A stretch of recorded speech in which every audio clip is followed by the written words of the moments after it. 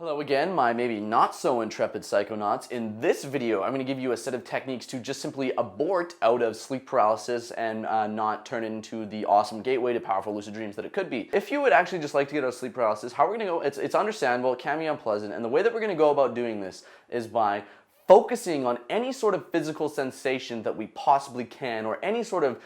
sensation from the physical, non-dreaming world, and try to use this as a way to anchor our consciousness back in the reality that we want to go. If you want to turn it into a lucid dream, you'd want to go the opposite way and start using the hallucinations to your advantage and grounding yourself in the dream state, not in the waking state. So maybe what you should do, the first thing is, beyond just relaxing and understanding that you would not be panicking if your feet or your hands had fallen asleep and it's pretty much just that happening all over, that you're not in any physical danger in sleep paralysis, but that you are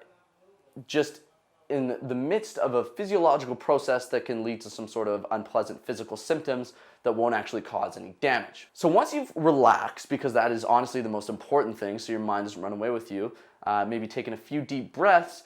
start focusing on anything in the physical world that you can. Try to wiggle your fingers or wiggle your toes, and if you can muster that up, keep going with that, and eventually you'll probably be able to move your whole hand, your whole foot. If you can't, try moving your eyes around, whether they be closed or awake. Try opening your eyes, try moving your eyes around if they're closed. Anything that you can do to feel some movement within your body, maybe even your tongue. If you can't even muster some eye movements or some tongue movements, what you should do is try to focus on the spot on which your neck or your hand or some exposed skin meets the pillow or the blanket or the sheet or whatever it is,